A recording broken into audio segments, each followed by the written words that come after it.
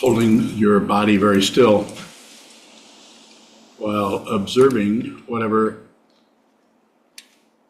is continuing to move or that you cannot hold still. And observe that without commenting on it, naming it, evaluating it, pushing on it, pulling on it, or ignoring it. Just observe.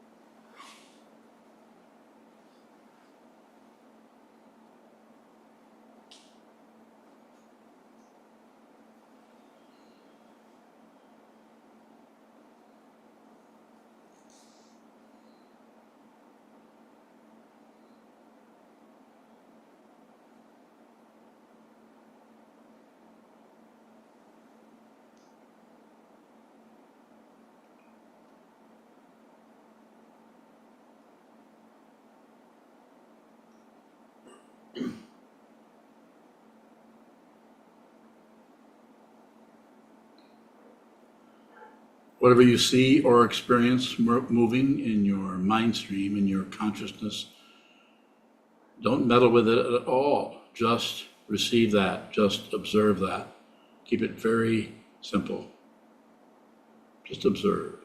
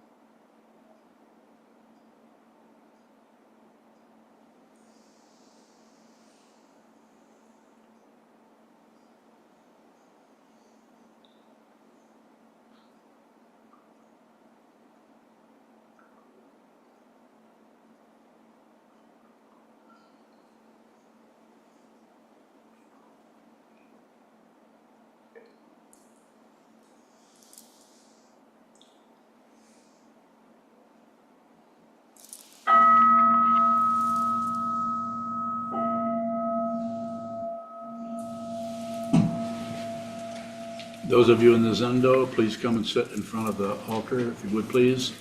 And those of you on Zoom, please turn toward your computer screen. And if you can, some of you can, some of you can't, please have your camera on so I can see you.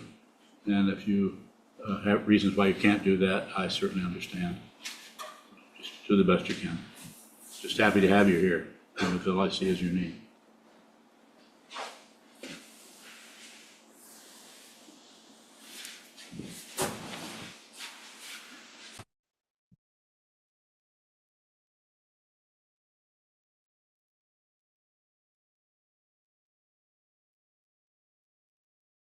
And I have the screen back now. Trying to move the screen a little bit, but someone else is taking over, which they should. Thank you. So this evening, Wednesday, of course, is as it is meditation for 15 minutes, and then we have a Q&A. But every Wednesday, we move the as it is meditation into the Wednesday evening Dharma talk, which used to start around what, 7 or 8, something like that, for years. So here we are, and first of all, thank you for coming. Please come as much as you can. Participate. It's very important to be together with the Sangha, to study the Dharma with someone who's teaching, and have a community. So those are the three jewels. So thank you. Please continue to help us by participating, help us by training your mind, because we're all a part of this incredible community we call the Sangha, and the larger community we call all living beings. Good idea to be here. And thank you for your financial help. Hopefully you'll be able to continue that, since we need your help. Basically put, we're going to be in a fundraising situation to try to generate the funds to build a community mindfulness center, not just to promote Buddhism, but to perhaps to do a little promotion of giving just people in general a way to work with their mind, that it's not just about believing something or joining a group or doing anything like that, but just sit down and to observe what is happening in the mind stream. This is not necessarily shikantaza. That's a pretty difficult practice to work with initially or in a beginning way, but it's about mindfulness. We could talk about that. I could respond to questions about it. If we can get that built, you should just come here and see. So that would be good. And no, we will not pay your train fare. Sorry. This evening's Dharma talk title is called Receiving, the word I use all the time, receiving the fixation. So if someone has no mind training at all, or very little, they aren't even going to know that they're fixated. They'll just believe the emotions or thoughts that are having and not realize that this is fixation. But just because you realize that it's fixation, when you might be able to use that word and apply to it, it could be anything from anger to resentment to jealousy to pride.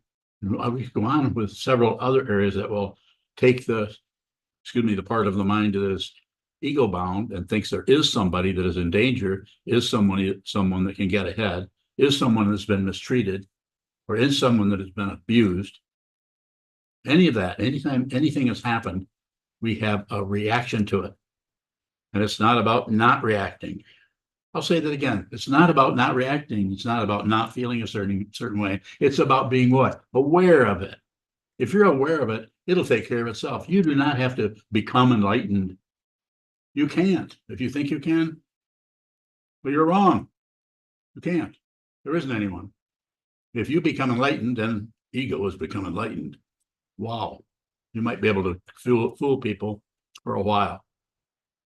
But if you run into the truth, what do they say? The jig is up. You will be discovered for the charlatan that you are.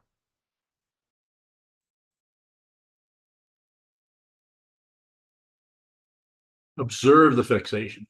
If you do have a mind training practice, shikantaza, even mindfulness can begin to uncover that, even though mindfulness is a little bit different approach, but it's equally valid. I'll say that again. It is equally valid I just don't generally teach it because I want you to look right at the fundamental misunderstanding, which is make mistaken identity. And mindfulness will take you there also. It just takes a lot longer time. How do I know that? I don't know anything, just how it looks. That's how it looks. It's not a conclusion. It's not an opinion. If you were to come up and say, Sokuzan, I disagree with you. I think this and this and this. There will be no discussion.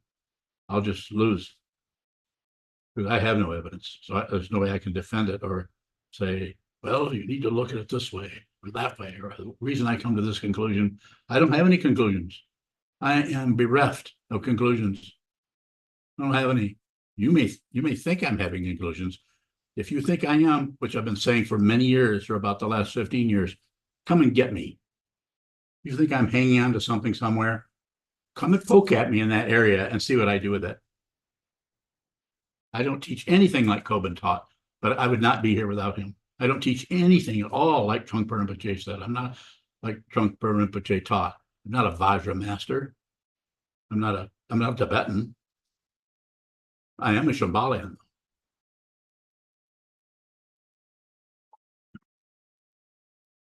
And of course, I'm a Buddhist monk.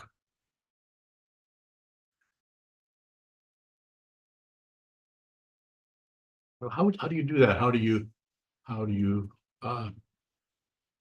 receive the fixation?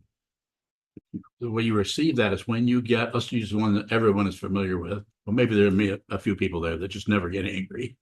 But let me give you the benefit of the doubt. You might be one of those lucky dudes or madams who just doesn't get angry. You just not really perplexed by anything. I doubt if you're even going to be here, you'll be at the supermarket or you'll be somewhere not getting angry.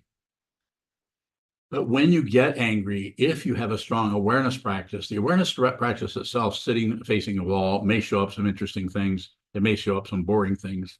It may show up some circular situations that cause some kind of dizziness. But the important thing about the training of shikantaza or mind training, whichever kind you're working in, is to see more clearly what this is and not be fooled by your presumptions, your ideas, your preconceptions, your judgments, and your prejudice. It's hard. It's hard to do that because it's the ego mind feels a lot safer in just knowing the truth, just knowing relative, just knowing that, well, he did this and did that, so obviously he is this or this, or he's to blame. No further inspection at all. Just they're wrong and I'm right. So obvious to me. And if you have no mind training, it will probably not be difficult for you to just fixate on whatever happens. But being aware of the fixation is unlikely unless there's mind training. I'm not saying there aren't a few people that might realize that they're fixated or they're opinionated, but I've met people who are extremely opinionated, but if you ask them, do you think you're open-minded? And say, yeah, I do. Right in the middle of extreme fixation and belief in their thought patterns and judgments of others, and actually think that they're not fixated or not opinionated because they're pretty open-minded. Because when they do see something that they have a judgment against, they just think it's true. They don't question that.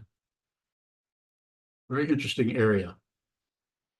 So what am I recommending by saying receive the fixation? I'm saying with your sitting practice of meditation over time, it won't happen in 3 weeks, let alone 3 years, maybe a lot longer than that. Practice receiving. You do that by doing sitting meditation, shikantaza, whatever arises in the mind, just receive it with as little comment as possible. Maybe no comment at all. And just train yourself to see clearly. See clearly. It doesn't matter what you do so much. You might do this, you might do that. All those activities are dependent areas, you don't have anything to say so about what you do anyway. If you think you do, then look closely. Everything you're doing is choiceless, either from the point of view of the karma that you are tethered by or bound by, that's taking you into here and into there and causing you to go this way because of fear or that way because of hope. Hope and fear, hope and fear. not particularly a sane way to live your life. And if you do happen to realize what this is, it's still choiceless because you are no longer an individual being. You are finally, to say it relatively, at the mercy of the truth, which is dependently risen. But even your consciousness connected with this body mind or that body mind is still not separate from anything else that arises anywhere. Any palm tree, any gopher, any governor of Philadelphia, what state was that? Pennsylvania. Not separate. Not the same, not separate.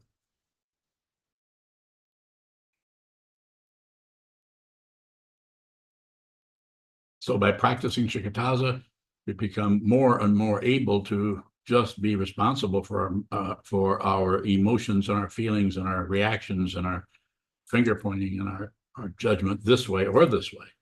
All of that is incorrect. Extra added onto in order to reify, support the fundamental misunderstanding or mistaken identity that there's a separate being here and there are separate beings out there. I say this over and over again. And I'm very interested in getting you,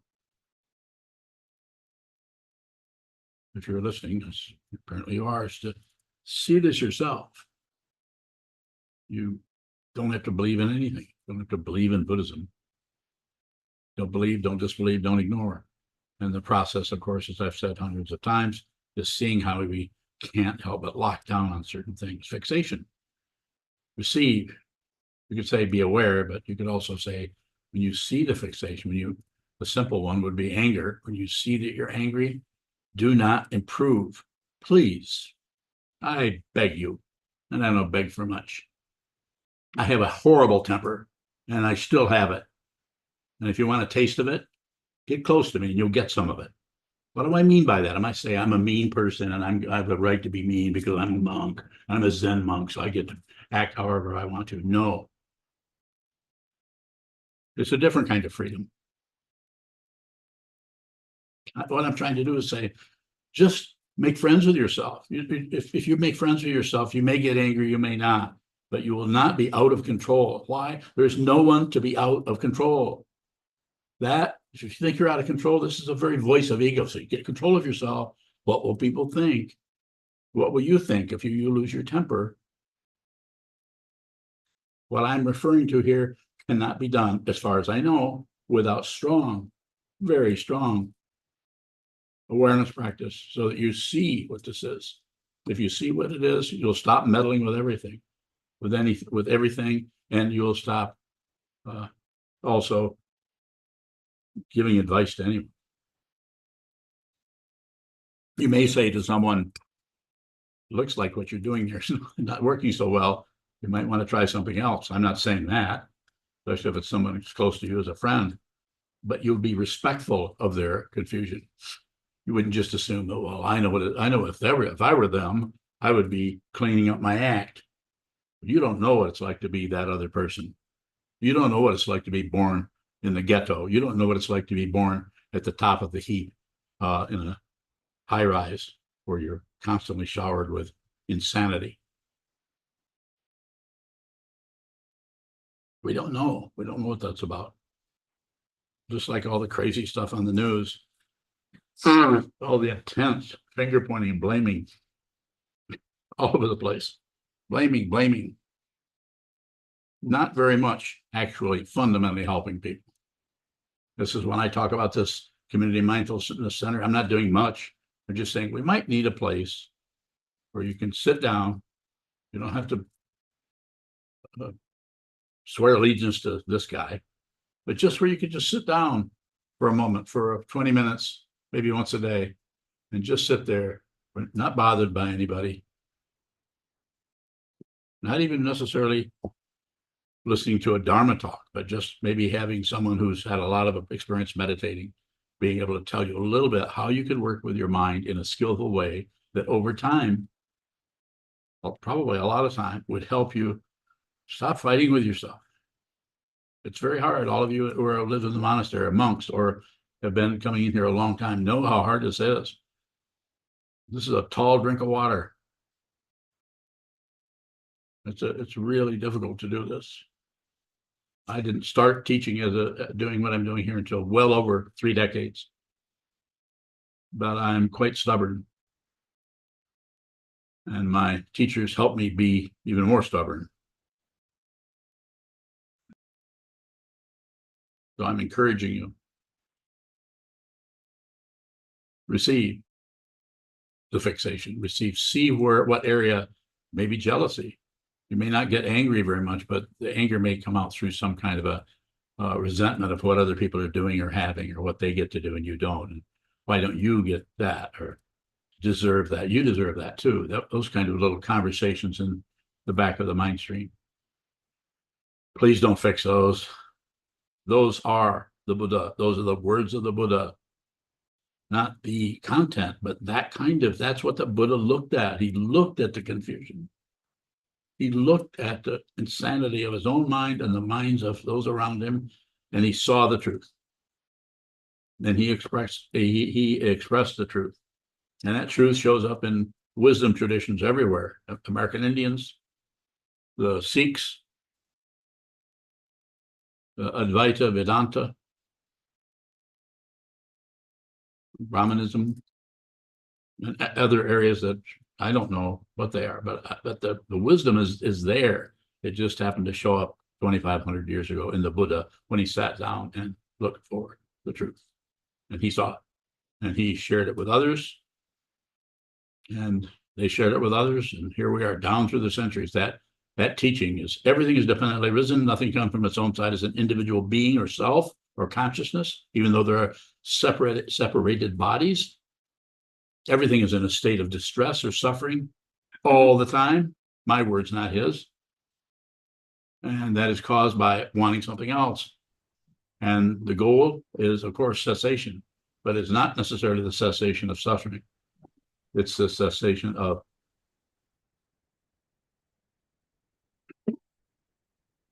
belief that there's someone who suffers. Suffering is dependently risen and it's self-existing. It just arises with its own. It has no kite strings. It's just that. That is a way of talking about how that arises in consciousness. It's still a relative statement. And if you see it, you understand what I'm saying by no kite strings. It's not tied to anything else. Just like the 5 skandhas: form, feeling, perception, concept, thinking process, and consciousness, or the 6 sense fields, and their objects are hooked together, hanging on to each other, forming the illusion of a person who's at risk, a person who is in danger, a person who is becoming successful and is really starting to get ahead. But the truth, if it is seen, if the consciousness is still in a living form, there's still perception. There's just no perceiver. There's still feeling. There's just no one who's feeling. There's just thinking. There's no thinker. There's still seeing, smelling, tasting, touching, and all the sense consciousnesses. There's just no taster. The identity has come apart. And you could say it this way, that each one of the skandhas, from the form skandha, which is a body, and the other 4, which are all aspects of consciousness, the connections between them have come apart and they're self-existing. In reality, they're self-existing while they still have the appearance of an illusion. But they're even more of an illusion when they convince you that there's somebody, and they all hang on to each other and create some kind of a certain person going to a certain location.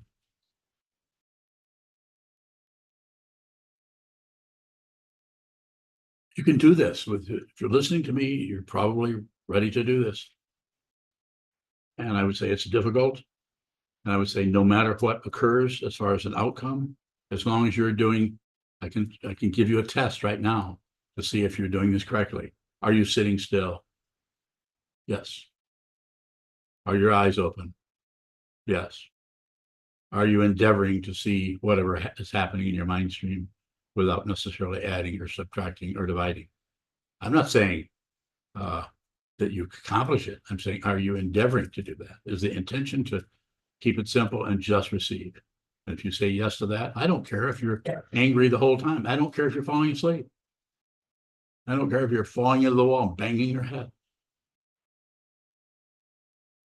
But if you're not banging your head, then at least be on the cushion. And if you're not banging your head or falling asleep or daydreaming or whatever, at least be in the zendo, or at least be on the cushion. The only way you can fail at this is to not do it. To think, well, I can't, this is too much. I can't do this, or I'm not getting anywhere. Using the spiritual materialism, relative truth, to actually stop you from realizing your true nature. You can realize what this is. You can realize who this is. If you realize who this is, you will not be concerned with any outcomes. And why? Because there aren't any. There are no outcomes to anything. Those are part of the illusion that magnetizes us, seduces us into thinking that we need to be afraid of something, that we need to accomplish something or make sense or live a certain way or live up to certain standards. Our society is full of insane standards that people ignore.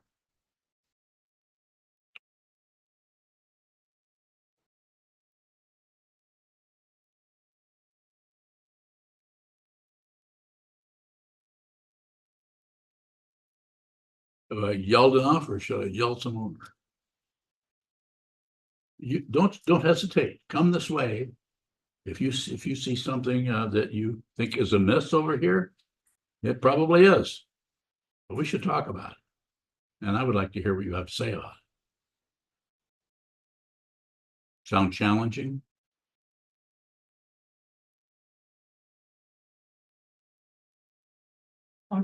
What exactly are you referring to when you say fixation? Clamping down on it. You get angry instead of just watching anger and feeling it, feeling the energy of anger. Instead, we want to clamp down on it. We fixate on it through passion. Well, it's because it's because, or we fix down on the anger by ignoring it, trying to won't shut down on it, and it creates an illusion that you're somehow disciplined, that you have control. This stuff also, we don't go the other way and become explosive and punch a hole through the wallboard. But it's not. It's less is better when it comes to any kind of movement. But more is better when it comes to sit still and watch the movement that you have no or very little say-so over, which is the mind stream that is showing up, moving this way, moving that. Just observe that.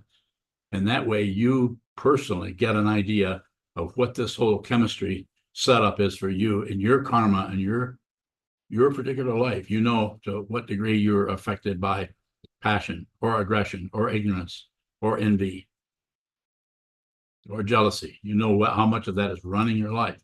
You try to get into a situation where you have some kind of autonomy, and you'll notice those things are pulling you this way or pulling you that way. And the whole idea of autonomy is an illusion anyway, but you have to see that more. Do our emotions show us where our fixations are?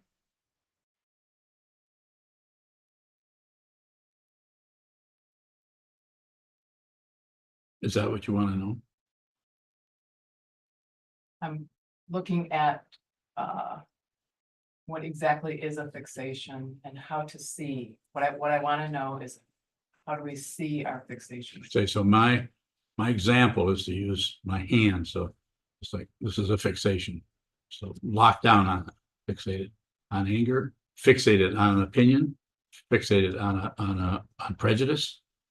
It's completely sealed off, and it's sealed off because it creates an imaginary and temporary and relative security to the part of consciousness that is closing off.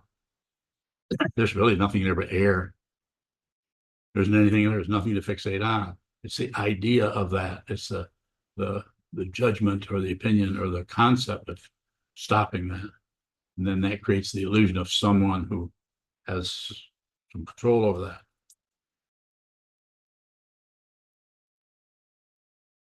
So yes, emotions, feelings, opinions, judgments, concepts, analysis, logic, all of that can serve as a operative of the self-centered or ego part of the mind, ego, narcissistic part of the mind. More. Wondering, is there any difference between fixations and habitual tendencies? Like, I'm a striver, I'm a driver. Is that a fixation? Is that, It can be if there's nothing wrong with the energy to get something done. Not saying that, but when that energy to get something done is operating in such a way that it covers up areas of your consciousness and probably with some relative success that you could be looking at. And this is why we go into retreat, so that we could cut down on the activity. Just like you, last retreat you were in was 30 days long. How did that work for you? I appreciated the time to just practice. So how would you respond to that? Were you able to still hide out? Do you have activities there other than the practices you were doing? Was there some other thing you were doing? Were you I don't think so, but to me, that's part of what I'm trying to grasp or understand with fixation. It seems like something that you don't necessarily see. So how do you see your fixations? You see the tightening down. You see the pushing. So the tightening down may be ignorance. It may be a combination of ignorance and passion, grasping, but it may be fueled by this or that dynamic in consciousness that we've given names. The simple ones are passion, aggression, and ignorance, but there's all kinds of nuance in there. So it is about observing that. And if you're trying to stop it, or if you're judging it, or if you're trying to push it away, or if you're trying to cover it up with something, anything from recreational drugs to legal prescription drugs. It's not that that's wrong. I want to make that very clear. It's not that it's relative stuff. So maybe you need to work with that to some extent that way. My recommendation is whatever you're doing, try to include some kind of awareness practice. Just spend some time sitting still and watching what is happening in the mind without comment. So that part of the consciousness, when you are acting in a way that is pushing and pulling or shutting down or manipulating or trying to cover up, there's a lot more suspicion around what you're doing there. When I say suspicion, you can be a lot more maybe even doubtful about anything that you're doing, which ego does not like that. Ego wants to be sure and clear, and it will, if it starts to get out of whack or starts to get paranoid or too much space or too little space, claustrophobia, agoraphobia, whatever you want to call it, it will find some way to fill that up or shut that down or protect itself, himself, herself, themselves, so that they don't have to experience that. First noble truth: life is suffering, cause of desire.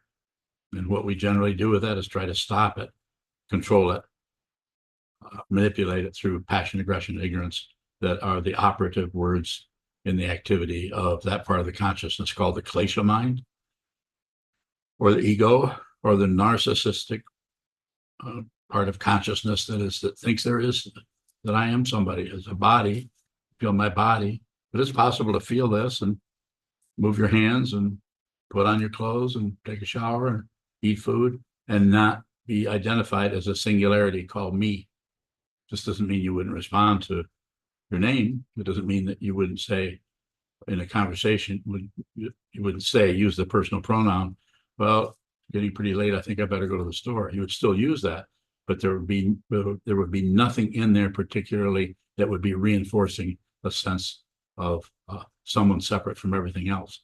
It would be a participation mystique in the midst of illusion. There's this illusion of a self that is actually functioning as the illusion of separation, yet their fundamental understanding, their consciousness, is to know they're not separate from any drugstore they walk into or any person that they've never met before on the street. You know it innately.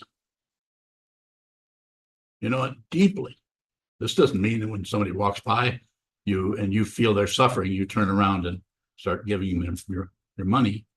You're not crazy. You realize that dependent origination is so complicated that for you to even step out of your situation into being a really good helping person. Could be just more refurbishment of that part of the consciousness I was referring to as ego. I'll do anything unless you have to, including help people. On the other hand, if you're on this path and you're practicing as a bodhisattva and somebody needs help, probably a good idea to help them. So you could say, well, that's kind of complicated. How am I going to not help people, but help people? You'll know. How will you know? You'll know because you're training your mind. You can't do this intellectually. I don't think you can train your mind without the intellect. You need some intellectual discursive thought, thinking, and community, and working with other people who are also dealing with their version of passion, aggression, ignorance, hope, and fear, right and wrong, up and down. This is difficult. The Buddha was not bullshitting us.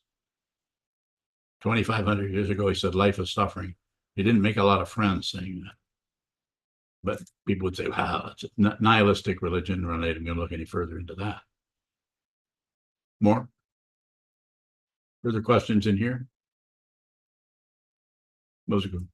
Bowing. I can't remember where, but I've run across the last four skandhas all being consciousness. I think you said something to that effect. I did. Earlier. How is form different? Just a different frequency of consciousness. It's a solid part of it. So form is like a rock or a body or your kidneys or your heartbeat or your eyes. So it's that part of it. It's just very solid, and it is beholden to relative idea of time and location. The body can't be in Philadelphia and Wisconsin at the same time. There have been books written about bilocation where people have shown up in two different places. I've not experienced that, so I don't know. But there's odd things like that that can show up that fly in the face of anytime we try to stabilize in a particular opinion. So the body is one of the things that makes us so real. But if you're in a dream, the dream body is real at the time you're dreaming, but when you wake up, you don't suddenly believe your nightmare. You might even say, I'm sure glad it was a nightmare. Well, this is a nightmare. This is not all the time, but it's a dream that you can awaken from at the same time you're dreaming it. When this starts to come apart, as Koban talked about when he translated the Heart Sutra, falling apart, falling apart, falling apart, falling apart, nothing to do, everything all at once. He was making a statement about his path, where everything fell apart. His idea of a self, his idea of an other, his idea of space and time collapsed. Nothing to do. More about what you started out with. Mr. Bowing, you gave the examples of a body or a rock. Can a body or a rock show up any way other than through feeling or perception or a concept? Well, you've seen that blue rock that's out in the garden, just off to one side of the Avalokiteshvara. You've seen that blue rock that's out there. Yeah. Yeah, that's a great example. That's a concept. Thank you. Yeah, that's all it is, the concept. When you're looking at it, the concept drops away. When you look away, then the concept just hangs around. Creates an astonishing illusion of space and time. But there isn't anything with this. And it's always this. This doesn't move into that. Even the Chandogya Upanishad, I think it is, says neti, neti, neti. Not this, not this, not this, not this, not this. Anything you look at, it's not that. This is way before the Buddha. Mr. Bowing, is there form without the other four skandhas? Is there what? Is there form aside from somehow the other four skandhas? If I understand what you're asking me, I would say yes. There's just form.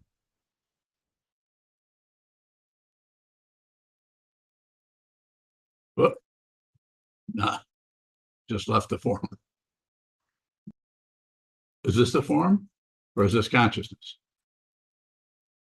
Let me do it this way. From the point of view of ultimate truth, we still need a word. So the one that is used is everything is consciousness. What is it? Vijnapti matrata. Isn't that the Sanskrit for it? Haven't you been studying that? I'll feel comfortable with that. Uh-oh. Well, then what would you say it is? What Vinyapti Matrata is, Yeah. I would say that the ta refers to our suffix ness. So it's the Vinyapti Matra ness. And in that regard, as I understand it, it's the I'm getting a lecture here. Go ahead. I ask you, no, I have this coming. Please continue. I'll check with Chisho to see if. No, please continue. I don't mean to be disrespectful to you. received as Okay, go ahead. How about Vijnapti Matra without the ta? Well, the mantra would be only or just, and the Vinyapti is different than Vinyana. The Okay. Vinyapti, like currently, I believe Vinyapti is the word they use for an advertisement, Uh-oh. something, right? Well, Something thank that you. is, that lets you know, or something that's made known. The Okay. Vinyana is the known and the. So Vinyapti help me here. is- How did I misunderstand that? How did I get caught up in that? What part of the teachings am I stumbling into that when I'm trying to use Sanskrit, that I run into something that I'm saying that you're able to say, well, I can't really agree with that. I don't know that I understood what you were saying, so my reluctance to agree with it was. Well, what I thought I was using a language that is not my native tongue, obviously, but I was trying to say that what she seemed to be asking about, I was trying to get to some fundamental situation that everything is just this. And so I felt that word served in it, gave me some kind of credential that I was able to say it, but you don't agree. I think I agree where you were going with that. I just got held up on the Vinyapti Matra ta because the ness of it. Okay, so if you were to say back to me, I said that, and you said, I don't really agree with that, and I said, well, what did how could I have said that better? Maybe I should have said that. You could have said, leave off the top. No? Necessarily, I just don't understand the.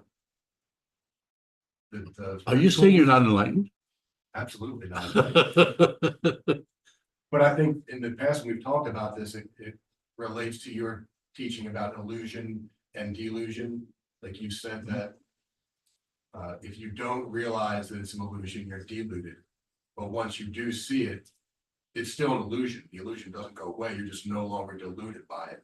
And I think that that's what the Vinyapti Matrata is pointing at, the illusoriness of it.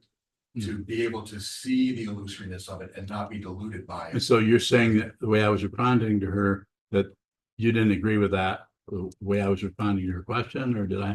No, I was just saying that I wasn't clear on the question and the response. So when you asked me, do you agree? I said, I don't feel comfortable agreeing with that yet, just because there's a lot of, it's a very loaded situation.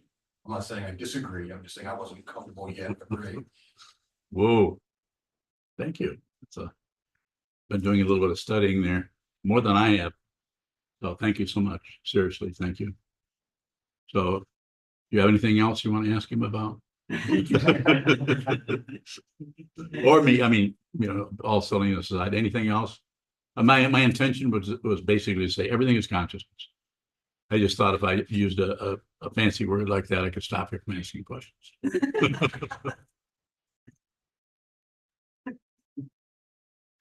I'll have to come back to it. I feel like I do, but I'm not sure what. It's difficult using concepts to, whatever the word, boil everything down to some kind of simple statement that doesn't tie into more this and that. And this is what this neti is.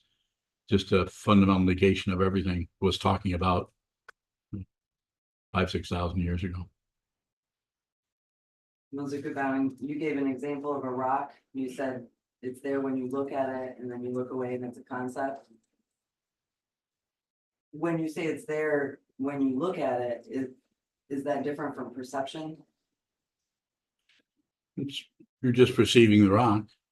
I'm not sure if that's, what do you want to know about that?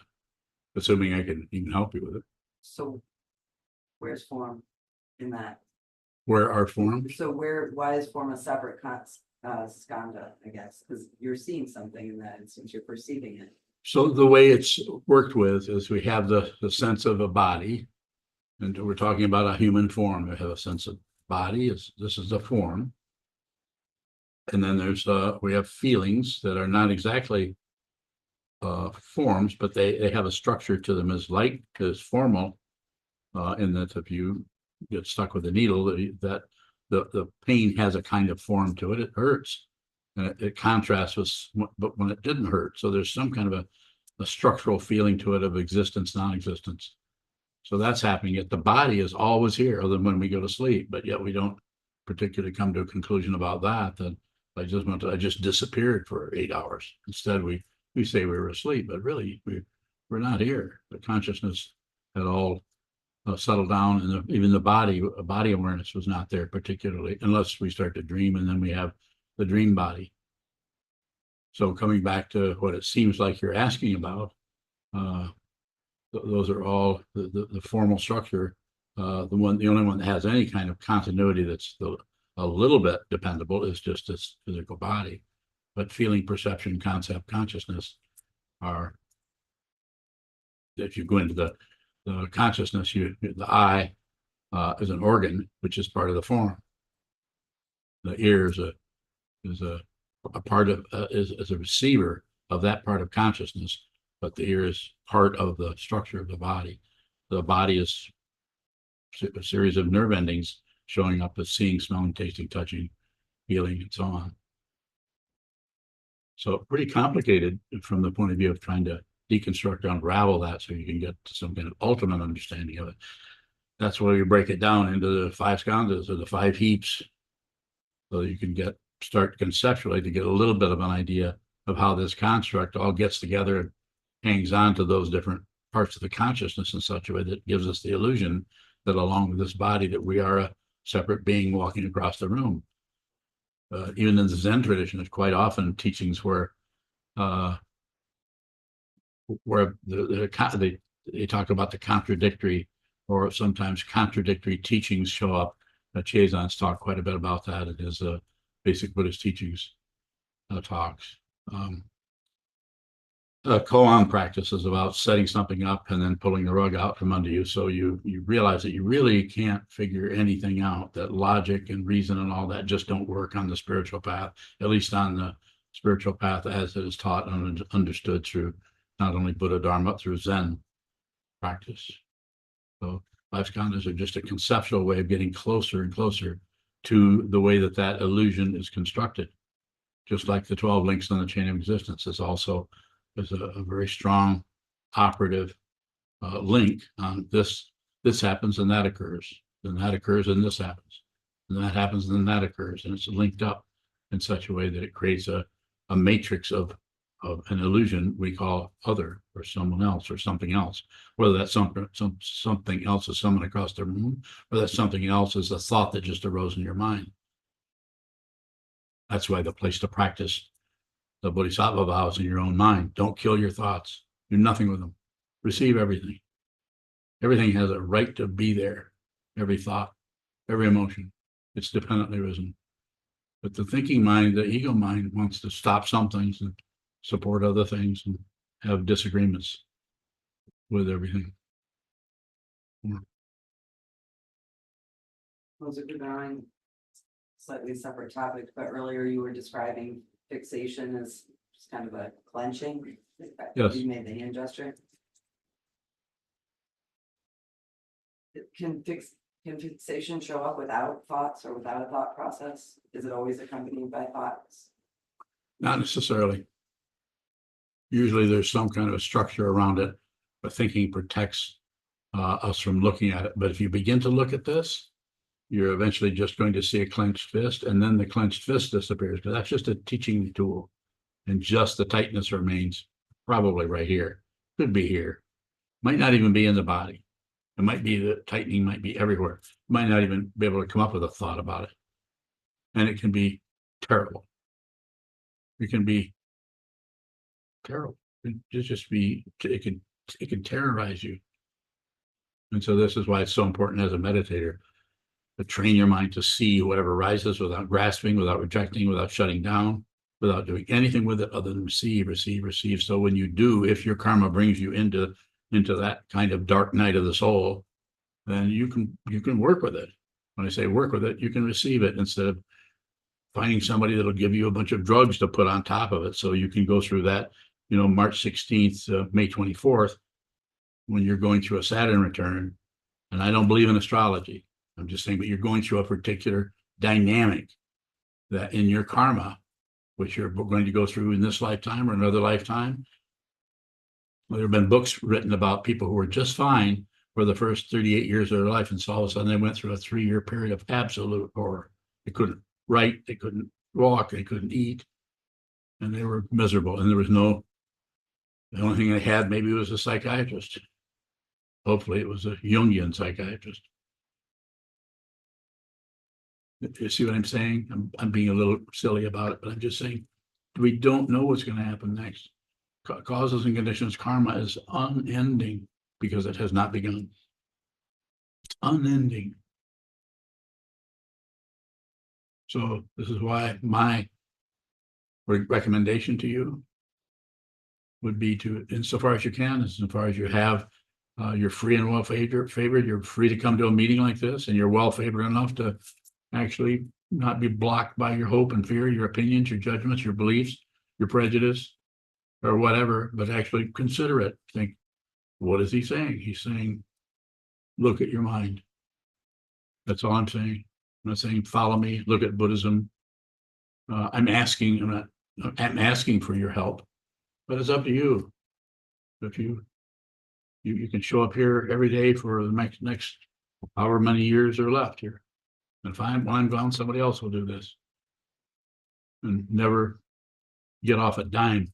That's not the point. The point is to find out who you are so that you stop adding to the chaos in the world and in your own mind. Because who you are can't disappear. But if you think you're something that you're not, then you could go in circles lifetime after lifetime after lifetime. And no, I don't believe in past lives. Yes, Adriana. Adriana Bowie.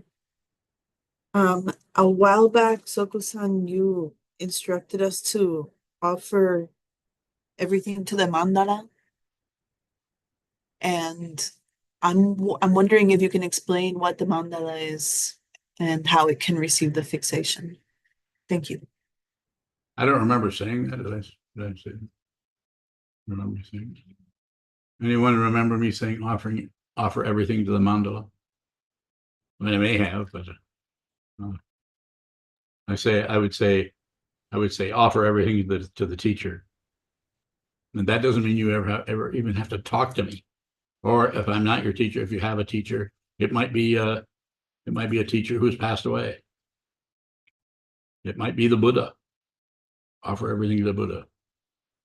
You may need to do some kind of generosity, some kind of offering that instead of keeping your craziness to yourself. It's not the same as praying to Jesus. It's a different kind of thing. That kind of supplication is actually has a different dynamic to it.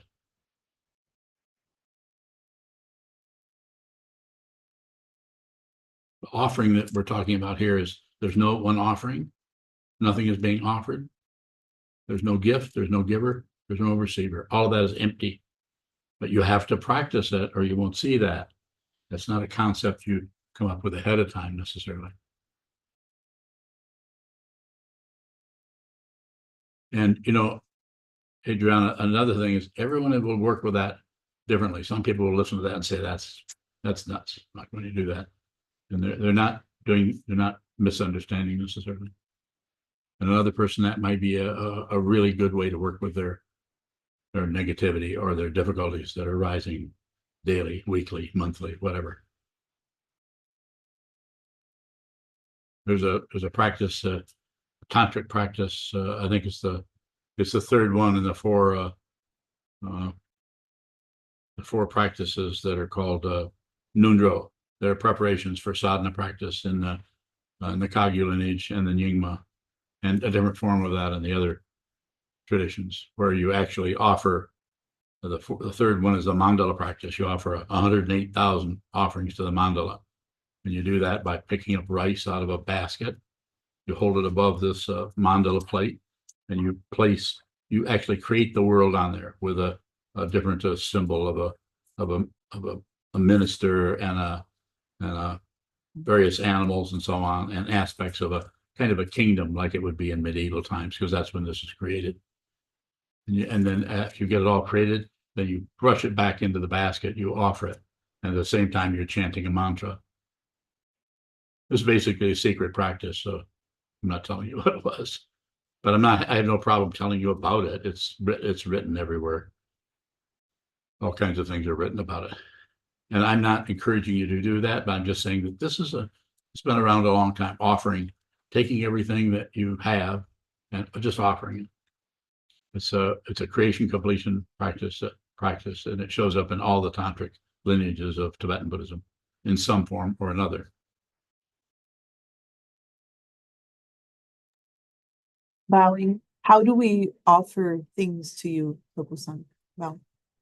So a very strong formal way is, and you can get a copy of this, or you can read it online and find your own form. It's been around for a long time. It's called Sevenfold Mahayana Puja.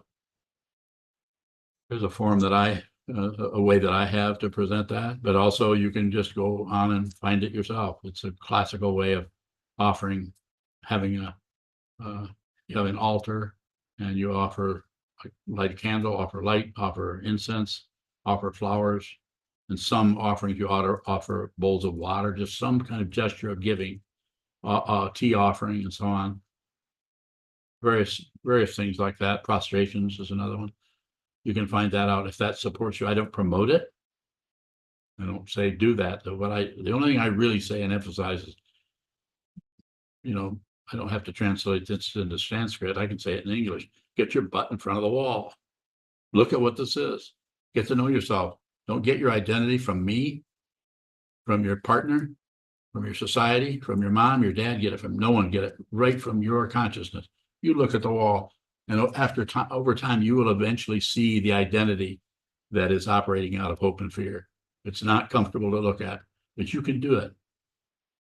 You can do it. You can actually deal with your own pride, which it's very hard to see pride because of all the different kinds of the glacial mind. That's one of them that is so sure that their ideas, their judgments, their feelings, and so on are real, and others are suspect.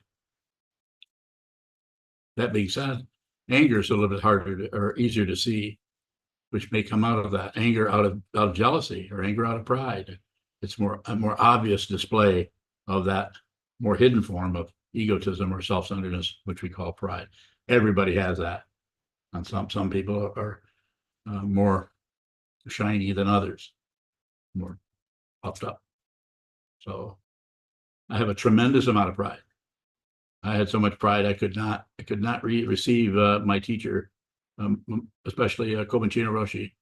Couldn't receive him because I was too full of myself at the time, and still am. I still have a lot of that fluffiness there, but it doesn't go quite as unnoticed as it did 34 years ago. Is there a final question? We have a question from Martin in Latvia. Why don't we have a sixth heat? Have a what? Sixth skanda or heat? Well, let's see. Form, feeling, perception, concept, the six sense fields and their objects, consciousness. What else could we have? Anybody got an idea? Martine, do you have an idea for a sixth one? Maybe there is one there, but you have to contemplate that for a while. But you might first want to study those skandhas, because those come out of a lot of thinking and meditating and scholarship and so on.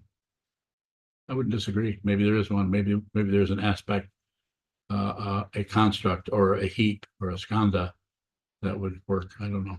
I don't see one. Thank you so much.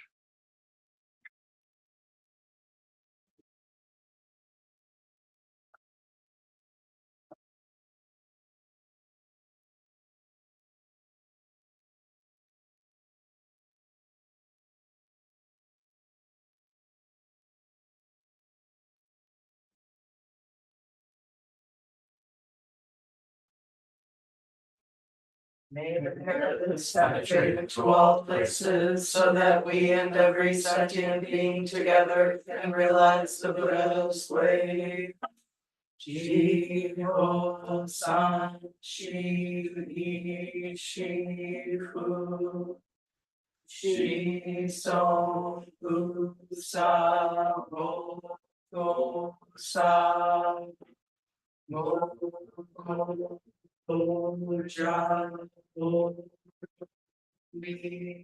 the 10 directions, the 3 times, all Buddhas, all venerable ones, Bodhisattvas, Mahasattvas, the great Prajna Paramita.